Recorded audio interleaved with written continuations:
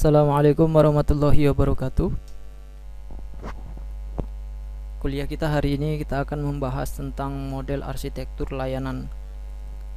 Model arsitektur layanan ini kita butuhkan sebagai pengetahuan apa saja opsi yang bisa kita gunakan ketika kita ingin membangun Internet of Things. Pembahasan-pembahasan yang akan kita kaji pada video ini, yang pertama kita akan bahas tentang partisi dan distribusi komponen layanan. Kemudian kita akan bahas model layanan client multi-tier. Kemudian kita akan bahas middleware. Kemudian komputasi berorientasi layanan. Kemudian komputasi grid, dan terakhir sistem peer-to-peer. Baik, yang pertama kita masuk dalam partisi dan distribusi komponen layanan. Pada partisi dan distribusi komponen layanan ada 3 hal yang harus kita pertimbangkan ketika membagi dan mendistribusikan layanan. Yang pertama, aplikasi itu sendiri, dan yang kedua, tipe komunikasi layanan, ketiga, tipe akses perangkat yang akan digunakan. Nah, berdasarkan hal-hal yang harus kita pertimbangkan tadi, ini analogi yang akan terjadi pada 2 hal. Yang pertama pada penggunaan jaringan, dan yang kedua pada penggunaan CPU.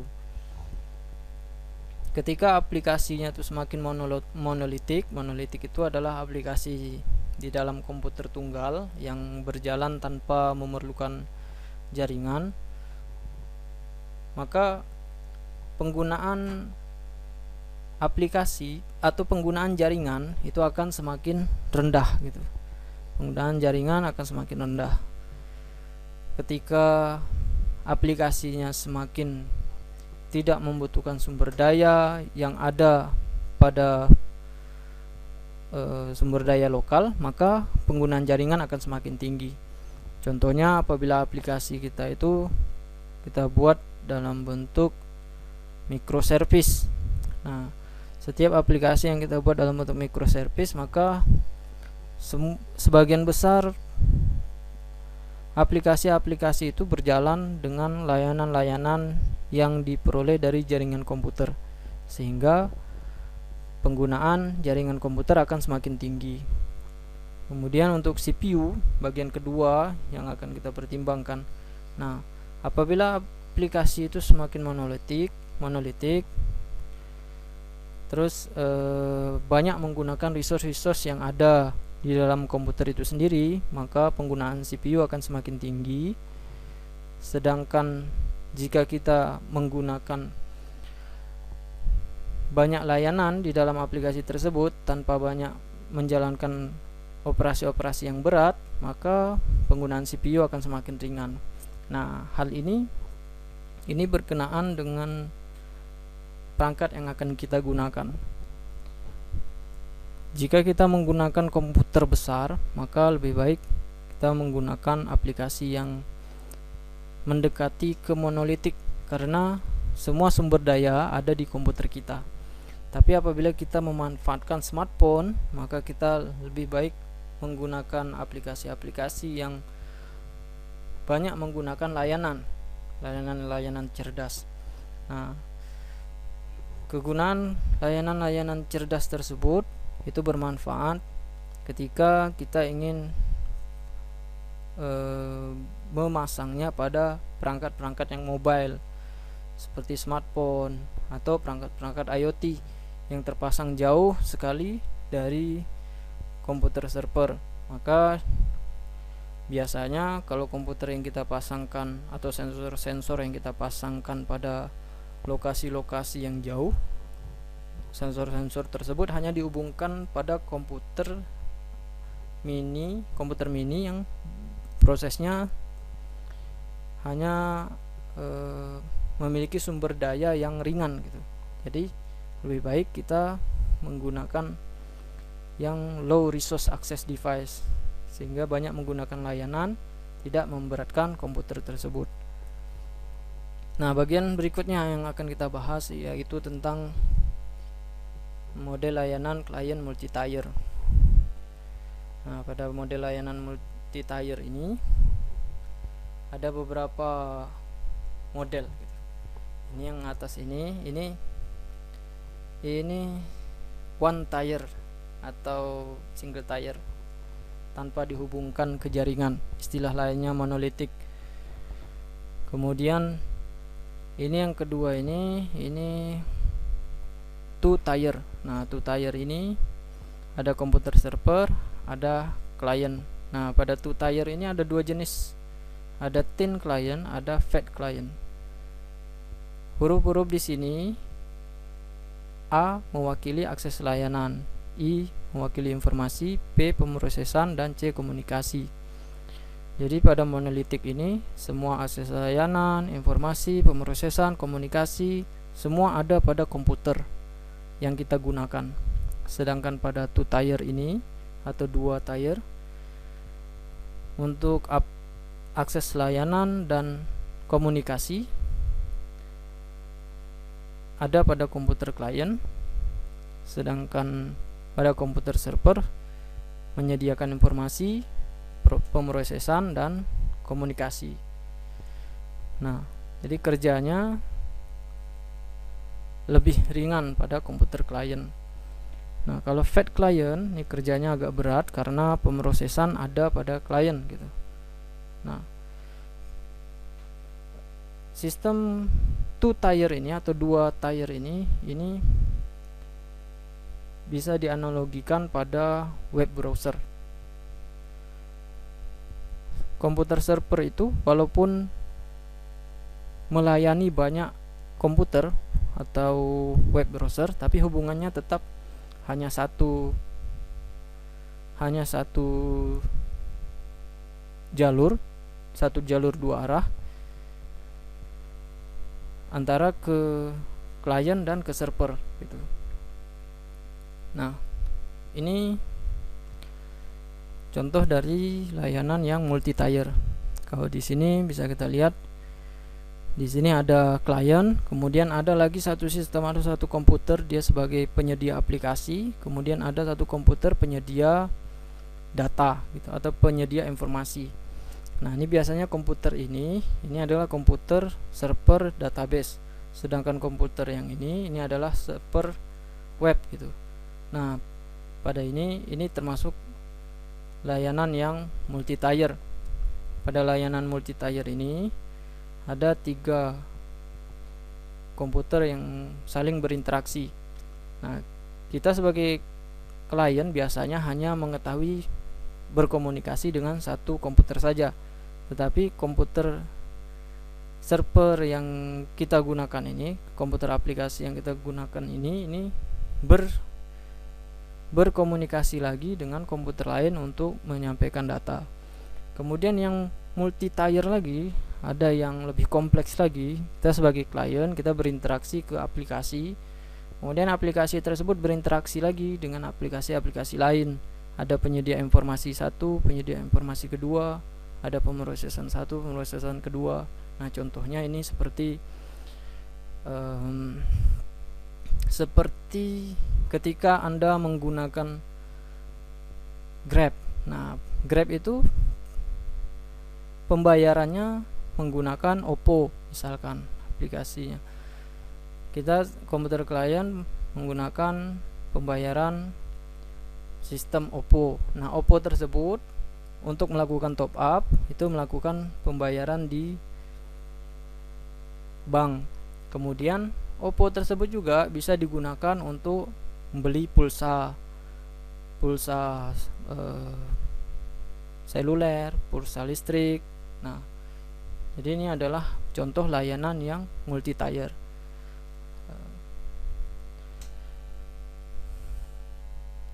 Nah, di dalam layanan multi tier tersebut ada bermacam-macam yang dibagikan gitu.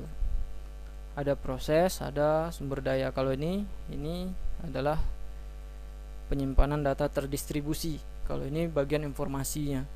Jadi pembagian informasi itu ada 3 macam lagi. Ada komunikasi multi tier. Di sini aplikasi ini hanya mengakses ke satu sistem database. Kemudian ada data warehouse. Di data warehouse ini ada satu sistem yang mengakses ke banyak database relasional. Ketika klien ingin mengakses data, maka data tersebut diakses ke komputer yang ini. Komputer ini nanti mengakses lagi ke server-server informasi. Nah, ini adalah sistem penyimpanan data terdistribusi, data warehouse. Kemudian ada lagi database terdistribusi. Nah, database terdistribusi ini hampir sama dengan data warehouse, cuma bedanya kalau di data warehouse ini penyampaian data diolah lagi sedemikian rupa sehingga menjadikan suatu informasi yang khusus gitu, yang unik. Sedangkan di database terdistribusi, penyampaian data ini masih dalam bentuk raw, biasanya masih dalam bentuk raw. Ini tergantung dengan query yang dilakukan. Kemudian berikutnya ada pemrosesan terdistribusi. Nah, pada pemrosesan terdistribusi ini biasanya digunakan pada komputasi paralel atau komputasi grid. Biasanya pemrosesan terdistribusi ini dibutuhkan untuk pemrosesan yang menggunakan data yang banyak seperti prediksi cuaca. Nah, kalau prediksi cuaca itu membutuhkan data-data training, istilahnya tuh data pelatihan. Data pelatihan tersebut menggunakan cuaca pada waktu-waktu sebelumnya gitu. Nah, berapa lama komputer berdiri untuk mencatat cuaca hari, misalkan sampai puluhan tahun yang lalu, maka sebanyak itu data yang akan digunakan. Apabila datanya itu per menit, maka per menit tersebut dalam puluhan tahun itu menjadi baris data. Nah, itulah yang membuat datanya besar sehingga membutuhkan pemrosesan yang besar. Jadi bagaimana supaya pemrosesan yang besar tersebut ringan untuk komputer? Pemrosesan tersebut dipisah-pisah ke komputer-komputer yang berbeda. Maka muncullah istilah distributed processing atau pemrosesan yang terdistribusi. Nah, pemrosesan yang terdistribusi ini dapat dilakukan melalui jaringan komputer. Dan bagian ini akan banyak dibahas pada mata kuliah komputasi grid dan paralel. Kemudian ada desain client server. Nah, pada desain client server ini kelebihannya kontrol distribusi terpusat. Server harus memiliki sumber daya yang besar. Sumber daya meliputi spesifikasi CPU, kapasitas RAM, kapasitas hard disk, dan bandwidth. Nah, jadi kalau misalkan kita memiliki server web, maka berapa banyak klien yang akan kita layani, kita harus mempertimbangkan spesifikasi CPU, kapasitas RAM, dan kapasitas hard disk, dan bandwidth jaringan yang kita gunakan supaya kualitas layanan yang kita berikan itu semakin baik. Kemudian ada 4 hal yang harus diperhatikan ketika ingin menggunakan desain client server. Yang pertama, infrastruktur ICT, Information Communication Technology, seperti performa dan kehandalan jaringan komputer. Kemudian pada desain client server ini ada keharusan adanya sumber daya perangkat lokal.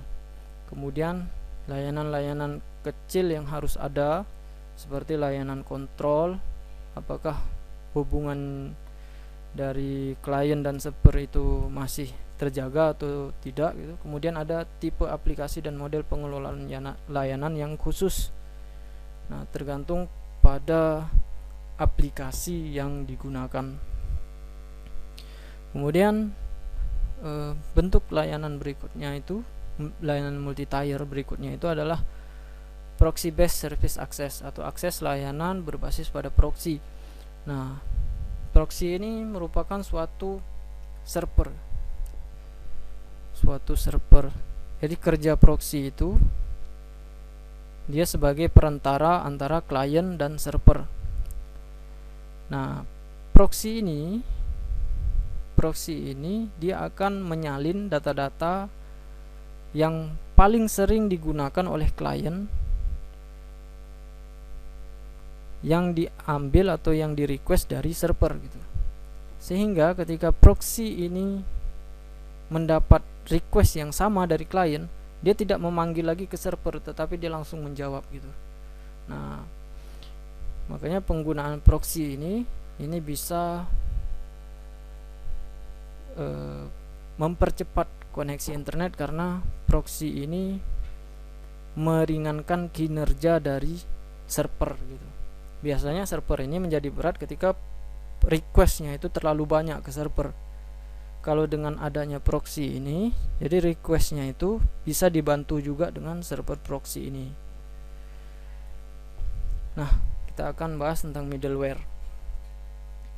Middleware itu merupakan suatu perangkat guna yang diinstalkan juga pada sistem operasi, di mana middleware ini menghubungkan layanan-layanan khusus dari server ke klien gitu. Nah, middleware ini contohnya seperti Java Virtual Machine. Nah, Java Virtual Machine itu bisa menghubungkan program yang kita buat dengan layanan-layanan yang dihubungkan melalui jaringan gitu. Anda bisa analisis ketika Anda menginstal Java, maka yang wajib ada itu adalah Java Virtual Machine, karena program Java Anda tidak akan bisa berjalan tanpa adanya Java Virtual Machine gitu. Nah,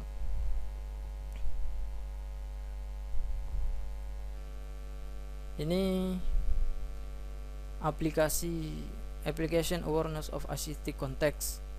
Ada full application melihat sistem ICT-nya secara utuh, ada partial, ada non. Nah, di sini kalau yang full ini tidak menggunakan middleware. Jadi aplikasi itu langsung berhubungan langsung dengan server. Ada yang partial. Kalau partial ini middleware menangani beberapa kompleksitas dalam antarmuka ke sistem ICT. Nah, jadi hanya beberapa layanan saja yang dibantu oleh middleware. Nah, sedangkan yang non di sini semua middleware menyembunyikan semua kompleksitas dari sistem ICT, sehingga aplikasi tidak berhubungan sama sekali dengan server, tapi aplikasi hanya berhubungan dengan middleware. Jadi middleware tersebut yang berkomunikasi dengan server gitu. Kita masuk ke komputasi berorientasi layanan. Nah, tadi sebelumnya kita sudah membahas tentang komputasi grid, tapi sekarang kita akan bahas tentang komputasi berorientasi layanan. Istilah lain dari komputasi berorientasi layanan ini adalah arsitektur berorientasi layanan. Nah, komputasi berorientasi layanan ini berfokus pada layanan komputasional atau komponen pemrosesan informasi. Ini merupakan suatu bagian penting dalam model-model layanan, karena dengan arsitektur berorientasi layanan ini kita bisa membuat aplikasi-aplikasi IoT tersebut bekerja dengan baik. Nah, seperti yang kita bahas sebelumnya tadi, aplikasi-aplikasi IoT ini tidak bisa memproses data-data yang besar. Biasanya perangkat-perangkat IoT ini hanya menerima data dari sensor,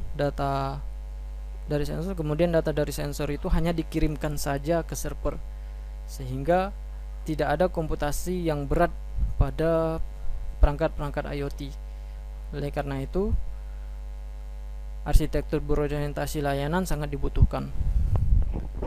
Kemudian dalam suatu layanan dapat memiliki deskripsi hasil penawaran, kompetensi, eksekusi, komposisi, batasan atau aturan.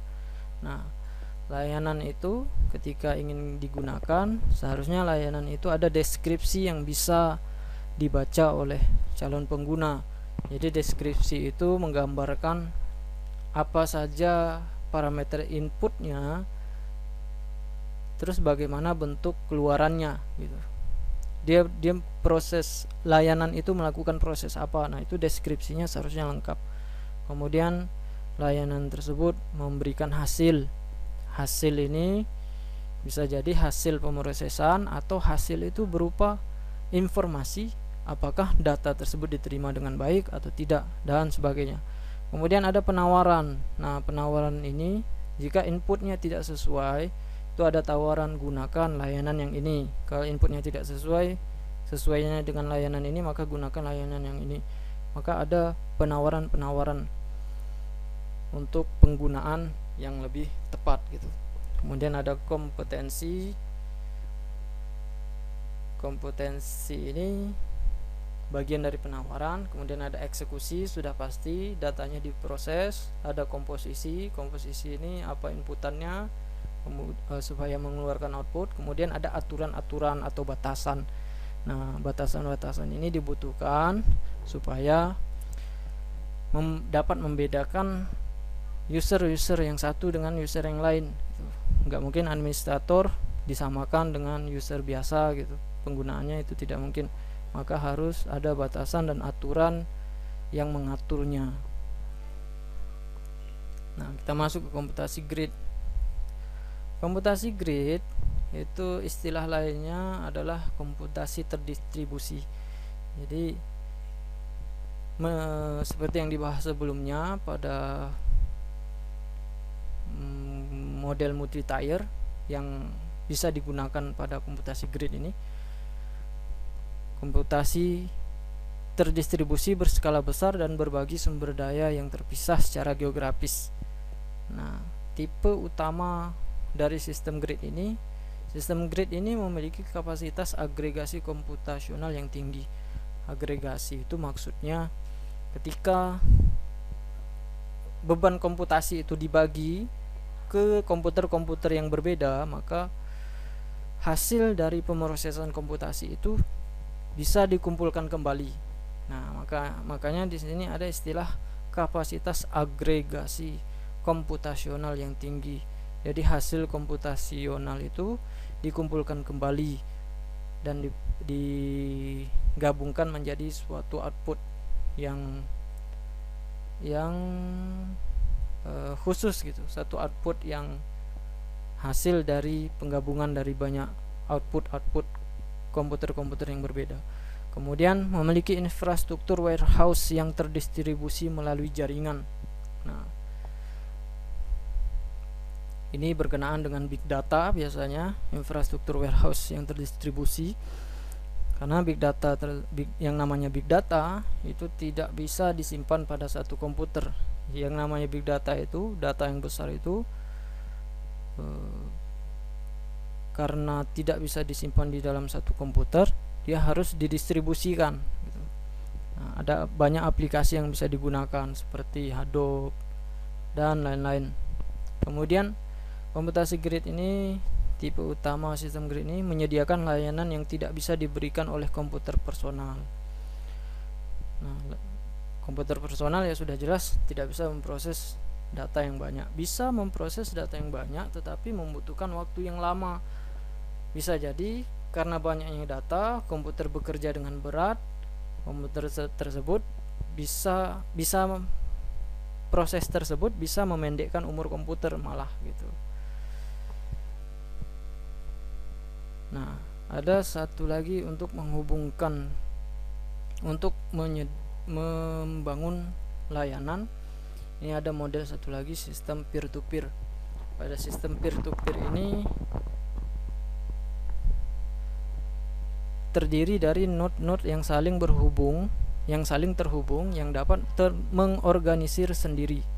Nah, Sistem yang terdiri dari node-node yang saling terhubung yang dapat mengorganisir sendiri ke dalam topologi jaringan dengan tujuan berbagi sumber daya seperti konten, siklus CPU, dan bandwidth.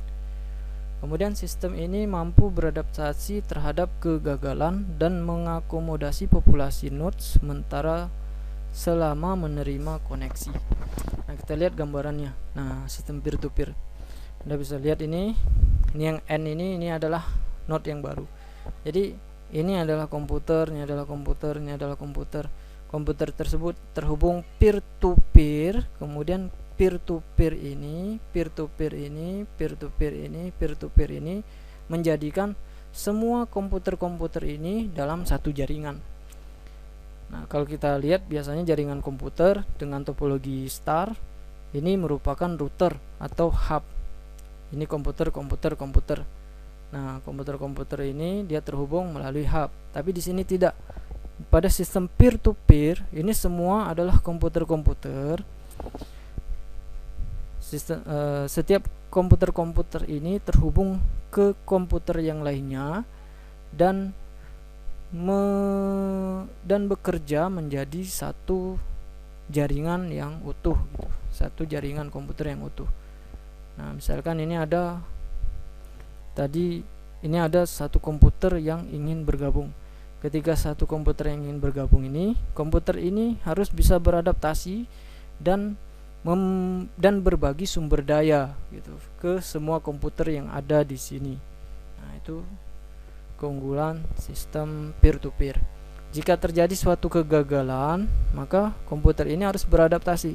Misalkan kalau koneksi ini putus gitu, peer-to-peer antara ini sama ini putus, misalkan jangkauan jaringannya jelek, maka komputer ini karena dia menghubungkan ke komputer yang ada di sini, kemudian komputer ini terhubung ke sini, dia bisa menyesuaikan lagi, bisa mensinkronisasi data secara otomatis. Nah, itu model-model layanan yang harus kita ketahui ketika kita membangun sistem IoT. Nah, model-model layanan ini merupakan opsi-opsi yang bisa Anda gunakan ketika Anda akan membangun sistem IoT. Nah, demikian pembahasan kita tentang model arsitektur layanan. Jika Anda ada pertanyaan, silakan tuliskan di Google Classroom. Tugas Anda adalah merangkum apa yang sudah dibahas di dalam video ini. Nah, selamat bekerja. Assalamualaikum warahmatullahi wabarakatuh.